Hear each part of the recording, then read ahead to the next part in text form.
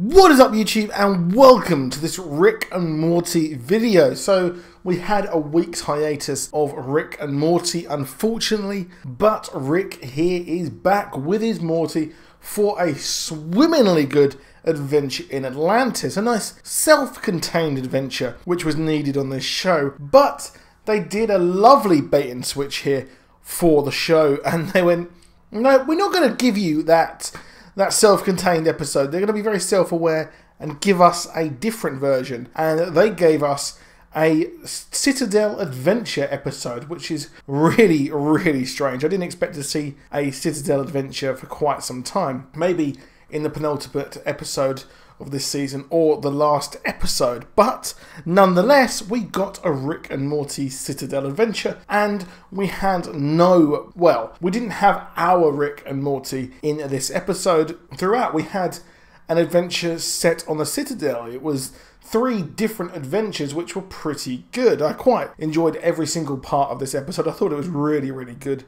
So we really are exploring the rebuilt Citadel, which was destroyed, and well, we thought that was it. The Council of Ricks was over, but they are back with a vengeance, and everyone is living this horrible, horrible life on the Citadel. The Ricks and the Mortys aren't free to be Ricks and Mortys, which really does set the tone. It makes you wonder why they actually built this Citadel in the first place. If they're going to lead these horrible, horrible lives, they're not free to actually explore everywhere, and you'd think that the only reason they'd set up this area, this Citadel, this kind of city inside it, is for the poor and depraved Rick and Mortys who have had terrible, terrible lives or lost their counterparts, which is interesting because we had a school which was giving off some very Severus Snape's vibes here, where we had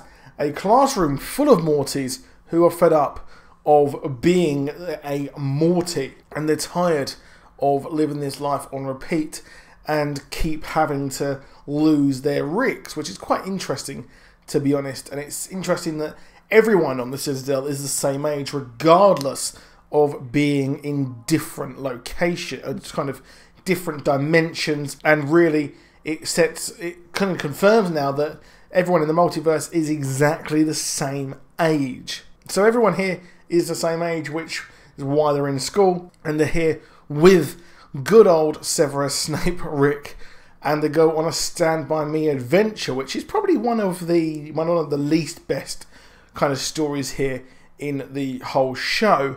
But I love the fact they went to the wishing portal at the end and think that it worked, but really it didn't, because Evil Morty was the one who's behind this for reasons we'll get to later on in this video.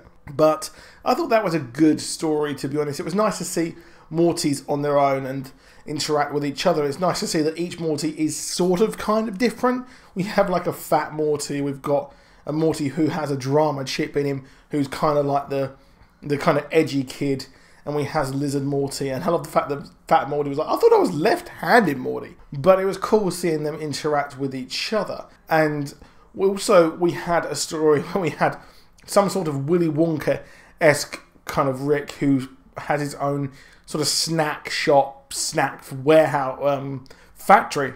So we saw Simple Rick again, who was briefly in the show before, and he is being used as a farm to mine the good feelings, the dopamine sort of stuff in his body into this snack, which is just disturbing, really. I'm surprised no one has actually really hated on that or tried to stop that in the past. But it's interesting to see now they've got a terrorist Rick who was had enough of his life, and I expect that moving forward we will see more Ricks kind of unite, and we'll see the Rick and the Mortys fight each other in this army. As you can see, there is a clear divide between these two factions, and I love the fact that this evil Morty was trying to bring them back together, but he is evil after all.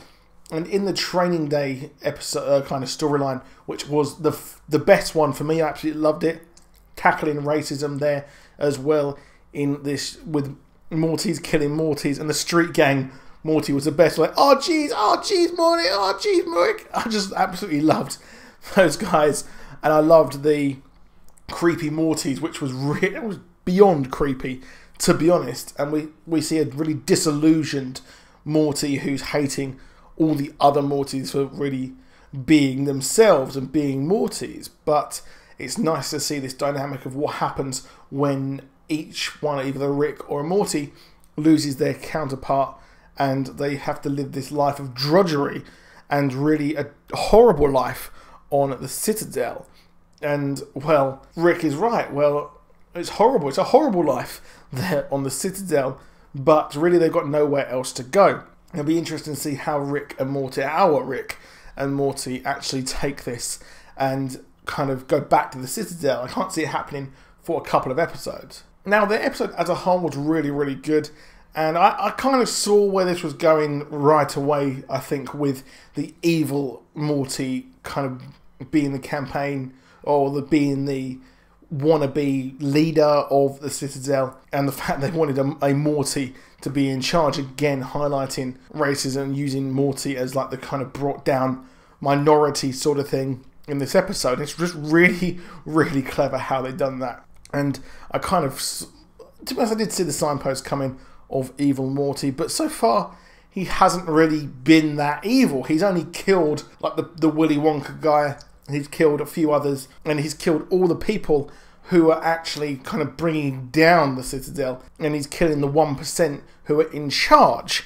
So it's not really done anything too bad just yet, albeit he has killed his campaign manager, or I'm not really sure why he wanted to, if he was behind the assassination or not, or who actually found that information, but it looks like he was behind all of that and let that guy go who gave him the information. So it's interesting to see what evil Morty's motives are, apart from killing every single Rick. Did he want Morty supremacy? That's something which I would like to see, and see where this actually goes. I can see him forcing Rick and Morty to fight each other, and they for Rick to actually stop this, he's got to kill the one person who he's ever loved, and the person who means the most to him. So it's going to be an interesting dynamic moving forward. But that is it for this video. Please do drop a like. Please do subscribe. See you soon. Goodbye.